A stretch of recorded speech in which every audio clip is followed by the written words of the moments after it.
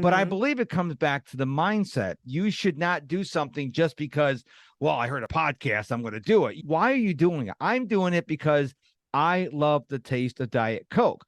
I don't Mhm. like any other diet soda. I don't like any other soda, period. So I like Diet Coke. So if it's on sale or not, I'm still going to buy it. Now, here's the thing, in the grand scheme of things, when it's off sale, it doesn't go up like 900%.